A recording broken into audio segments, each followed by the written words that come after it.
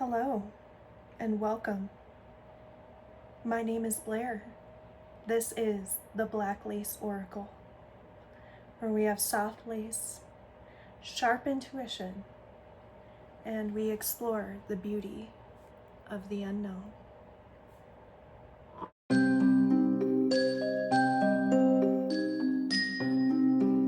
Hello, my curious creatures. As I said in the intro, my name is Blair, and this is a brand new YouTube channel. I thought it would be very fitting to do an introduction video to let you know what this channel is all about. I am an eclectic witch with a focus on glamour and beauty magic. For as long as I can remember, all of my play focused on witchcraft, magic. A little bit of background. My mother has always been into spiritual things. My grandmother, whom I never got to meet, unfortunately, when I was growing up, she was very much into all things spiritual, and she was very much a witch, even if she was not a self-proclaimed witch or never called herself that. She was definitely a witch. They would do all sorts of things, you know, when it came to spirituality, they were getting into a lot of things, to just name a few, you know, card reading, ghost writing was a big one. I remember my mom telling me stories about my grandmother getting her into ghost writing, and they thought that was really interesting. I think that would be really interesting as well. However, my mom, she was also very spiritual, very spiritual. She never claimed she was a witch. She actually hated the word, and she was scared of it. She always, word association, witches equal bad. To her, but my mother was very much doing a lot of things that a lot of modern and previous witches have done in the past.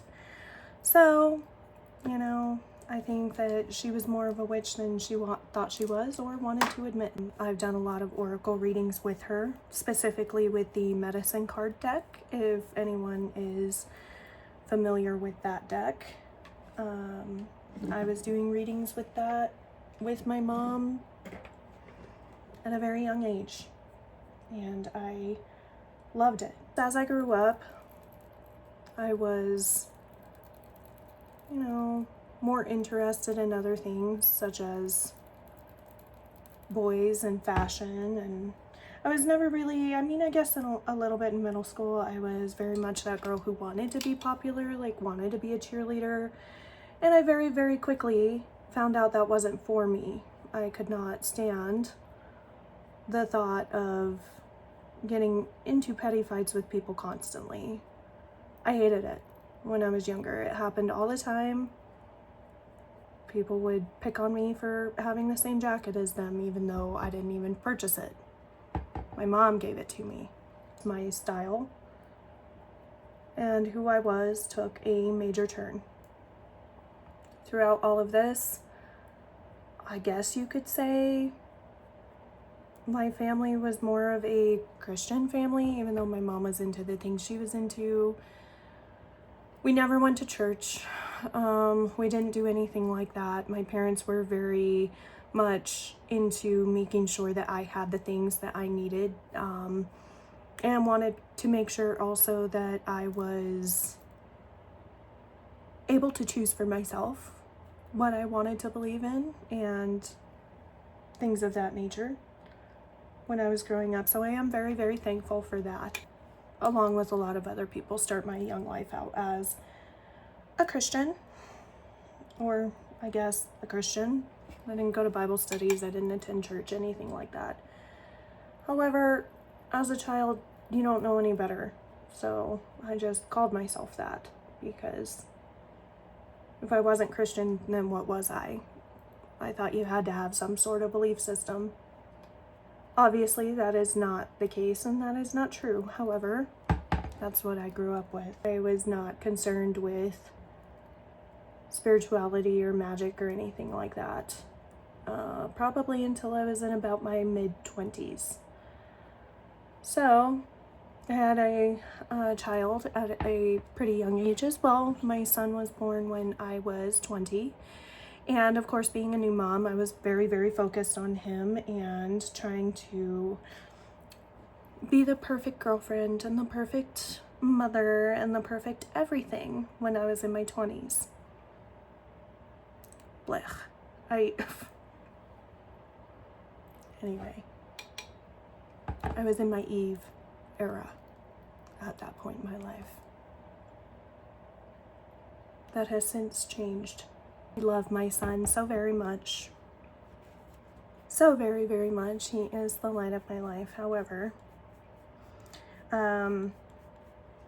that, you know, becoming a mom as early on as I did very much take up a lot of my time. And again, I had no desire or interest to really focus on anything other than just trying to make some money, be better, do better, go to college, you know, things that you try to do when all of a sudden you have another mouth to feed and a human who depends on you at that point. Right about when I turned 25, I was almost 26, I, for lack of a better word or term, I guess you can say, I went off the deep end. I decided that I didn't want to work the job I was working. I hated it. I had no interest in moving up the corporate ladder and being who I was and into the things that I am into. Makeup, hair, photography, all of that. I decided that I wanted to go to cosmetology school. So I quit my job and enrolled in cosmetology school and went to work as a barista for quite some time because I was sick of trying to move up the corporate ladder and college wasn't working out for me. It was very difficult and I decided this is what I want. Well, this is when we can go ahead and fast forward into what do I believe in? What do I believe in? Quarter century crisis, so to speak, instead of like a midlife crisis, quarter century crisis. What do I believe in? I was going to school, I was working, I had a lot on my plate at the time. However, I don't know what spawned it. I guess you can say I really don't know where it came from. And I think what it was I ended up finding my mom's deck of medicine cards, which we hadn't pulled out since I was 13 or so. I'm in my mid-20s now at this point in history. And I decided that I wanted to do a reading. And that started a domino effect. A domino effect of figuring out, you know, I was an adult. I had adult money at this point in my life, and I decided that I was going to hunt down the nearest spiritual store because I asked my mom where she got one of these decks of cards, and that's what she told me. She said that she had gotten them at a quote-unquote metaphysical store. I recalled going to one with her when I was, probably 8 or 9 years old, I want to say. We had gone to a metaphysical store because she was also into crystals and things like that. And she was trying to fill out a curio cabinet. Long story short, she went, I went in with her and I remembered that. And I decided to look one up in my area. Being a witch was still stigmatized in a lot of ways.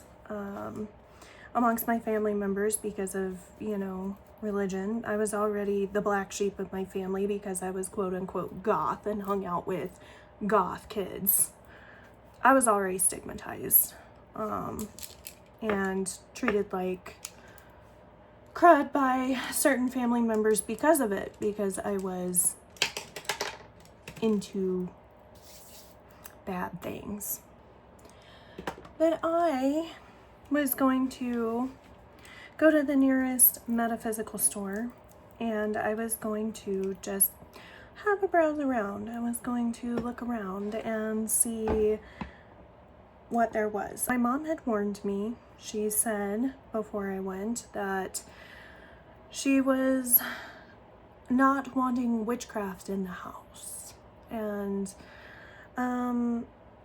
you know, so I was like, okay, you know, I won't. Anyway, I ended up going to this metaphysical store, this local metaphysical store in the area, and I ended up with a spell book, of course. I'm just doing research, Mom. You know how it goes. Research. I was in my mid-20s at this point, and that started a whole domino effect, so to speak, of a lot of research. Talked my mom into going with me because she also had a friend that wanted to go as well. So, and I knew they had crystals, and that was her main concern. She wanted crystals. She was a crystal person. And so we went over to this store, and I ended up again with several different books, a lot.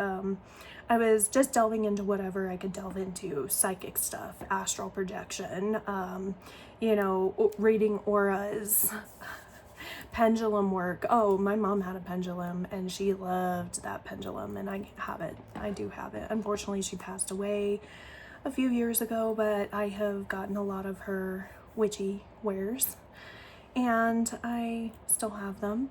The pendulum that we bought that day being one of them. And I went on a deep dive. It was, you could not stop me. You could not tell me no. I was going to do it. I ended up figuring out more about how to read the oracle cards that we had. Again, this is a medicine card deck, and she has had this medicine card deck for as long as I can remember. So probably, I mean, oh gosh. If I was a kid, I was in my mid-20s at this point, and she probably had these cards before I was born or shortly after. She had already had them for 20 years at this point. So I was doing more research on that, and my mom was not down with the tarot. She was told and believed that they were evil cards, unfortunately. But I did end up buying a tarot deck, and I was teaching myself how to do readings and things of that nature. So basically, we are talking at this point from, you know, about 2016 or so, up until about 2021, I was into witchcraft. It took me about a year and a half until I actually proclaimed myself to be a witch and started to do spell work, which I didn't do very much spell work at that time. The couple ones I did, she was okay with because they weren't anything that were going to harm or bring something negative in was her biggest concern, I think. Over anything, she did not want me bringing in negative entities or whatever, you know, or getting into the occult.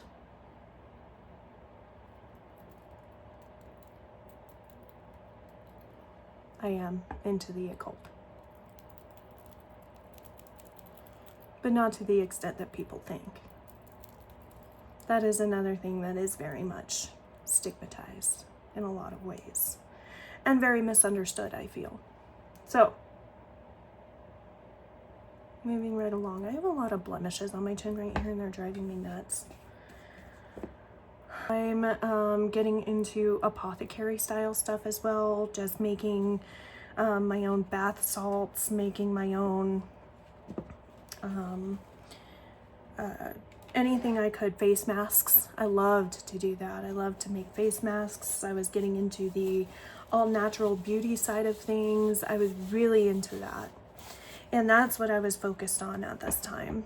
I was more of a herbal witch. Like, I liked working with herbs, and that has never changed. If you see my herbal collection, that has never changed. I still love working with herbs, but I do a lot of spells now.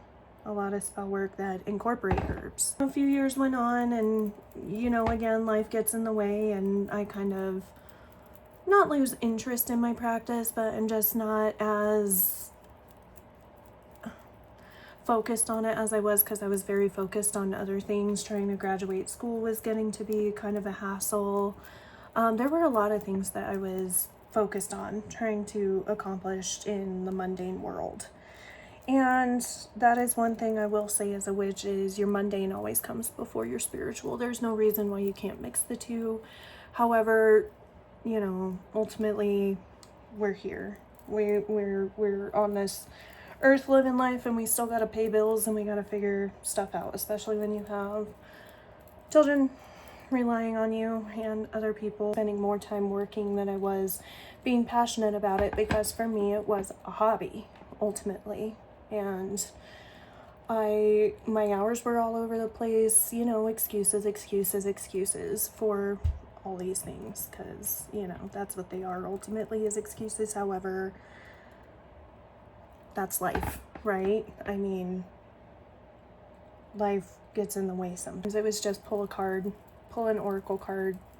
Not even my tarot, I would just pull an oracle card, and mostly when I was struggling or needing help with a certain situation, to give me some insight. That was about it. That was the extent of my practice at that point. I had moved to a different state with my parents, and when I had moved to a different state, things were going on, but then, you know, I had ended up getting my own place after we moved, because it was a little more affordable to move and live out there on my own, so that's what I did. So get my own place out there, and again, like I said, life. I wasn't really doing much in my practice. I couldn't figure out at that point how to bring my magical practice into my everyday life. I thought it had to be this big ritual ceremony, like everything had to be a production at that point, right? No. Nay. No. That is not true. But that's how I felt. That's what I believe. Something really, really, really bad happened to me in my life. A very, very, very traumatic experience happened. It was traumatic. I was traumatized. There's no other way to put that. I sought counseling from somebody, and fortunately for some people, but unfortunately for me, there was nobody in this area that provided any kind of counseling that related to my belief system at the time. And so most of what I found were either Christians or Catholics, or, you know, everything was faith-based in terms of counseling, and I needed that. And I was I want to be careful with my words here, because I don't feel like I was coerced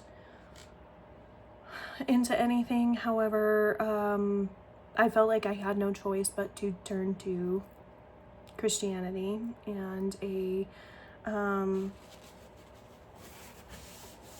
religion that focused on the Christian God.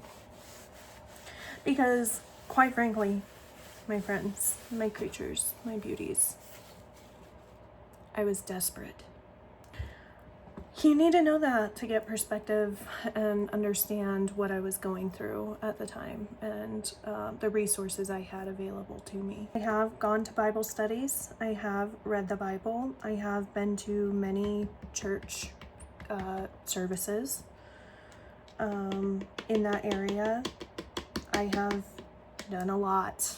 So I do have knowledge on that side of things. It's not like, you know, I have none.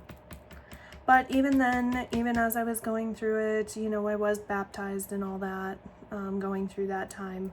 Even then, looking back on that, I never truly believed, because I was told that I had to rebuke and denounce everything that I had believed up to that point. I mean, we're talking my entire childhood, of my entire childhood belief system, and then into my 20s. I had to rebuke all of that. And looking back on it in my life at this point, it didn't feel right. It never felt right. That was not who I was. That was not what I grew up with. It was not what I learned, and it was not what I believed. I tried to. I couldn't. I was always finding myself called to the moon, called to do rituals, called to do things that were not in line with what was expected of me as a Christian. But I tried really hard. I gave it a good effort. I really did give it a really good effort to try. I did. I did the research just like I did with witchcraft, and it just was not in line with what I believed, what I knew. Over a year, I went through the ringer with grief and loss and trauma, everything. I went through the ringer with it. And I decided that I was going to move back home. Just a couple of years ago, I decided I was going to do that, and I did. I moved back home, and I, again, was continuing to try and believe in being a Christian and go that path, but, I couldn't find a church. I didn't, quite frankly, have any interest in finding a church. The end of last year was the breaking point for me. I had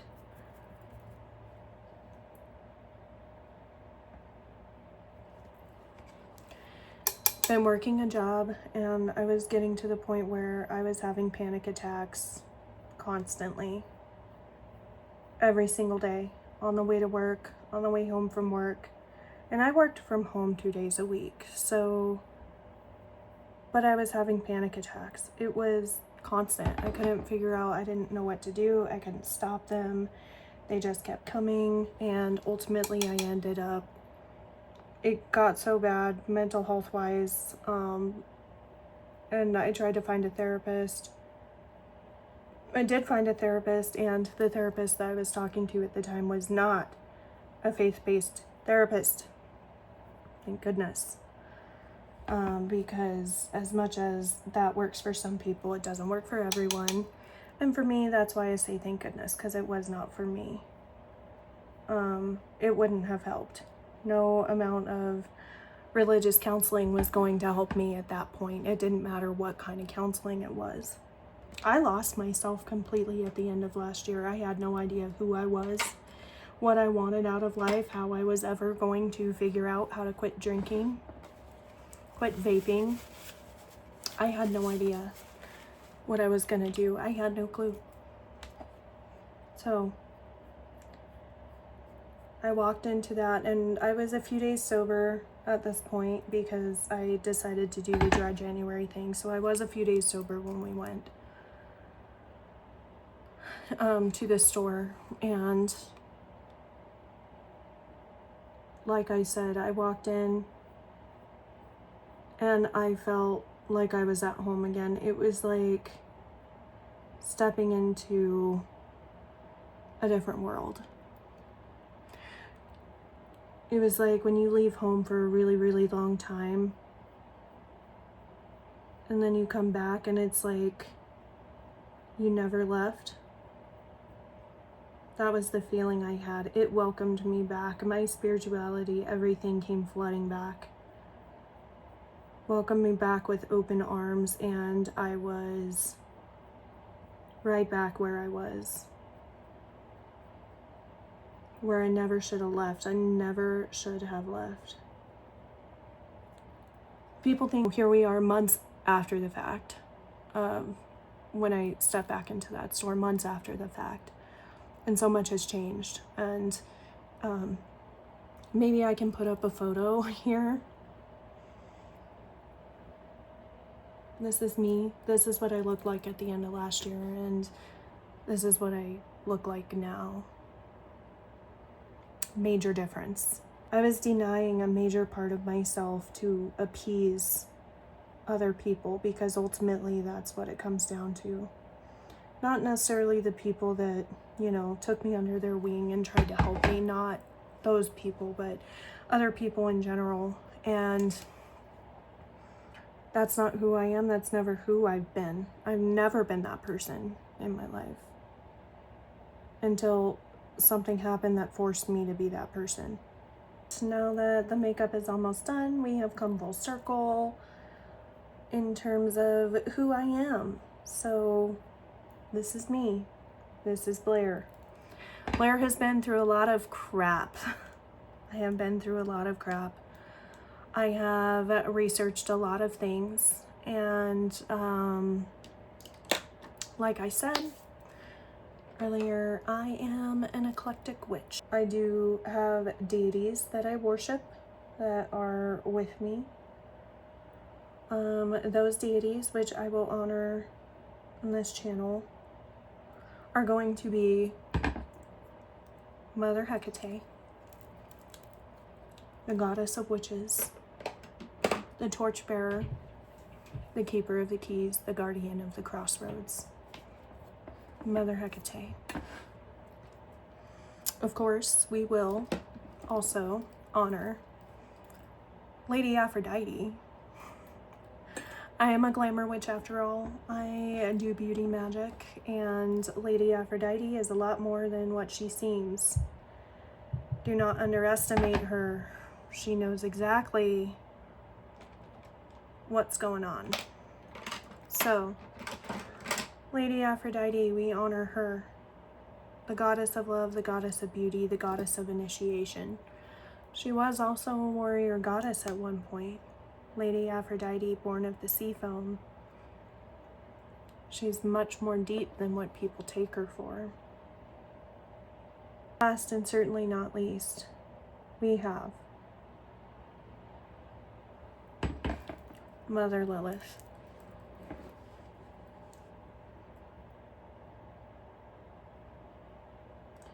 Mother Lilith, who is a dark goddess, a demoness, if you will.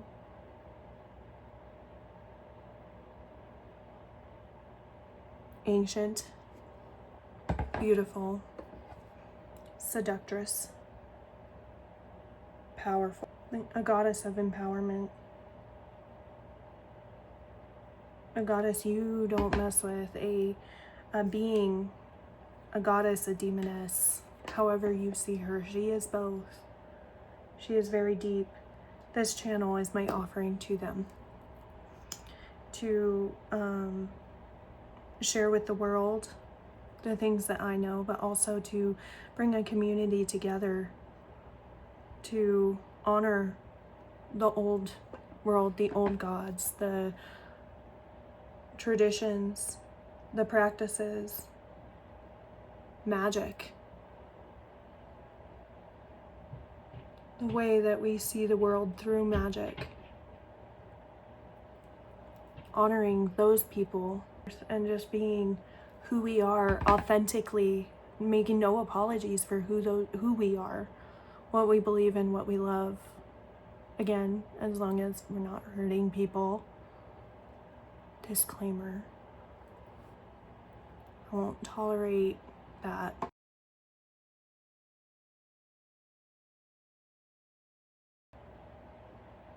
It is a community space, a space to share knowledge. And I will share everything with you. Even if it's something mundane as what eyeshadow I'm wearing, what mascara I'm using, whatever the case may be, how I do a certain makeup technique, or a spiritual thing, such as what do tarot cards mean? What herbs can I use if I am trying to achieve this purpose? That is the goal of this channel, to find beauty in ourselves and beauty in our magic and beauty in our beliefs. And that's why I do the beautiful work while I am talking about these things. That is a little bit about me. Now that this video is super long, the magic we create will resonate across the world. That's the goal. Welcome to the Black Lace Oracle, where there's soft lace, sharp intuition, and we explore the beauty of the unknown. I'll see you soon, my creatures. Bye-bye.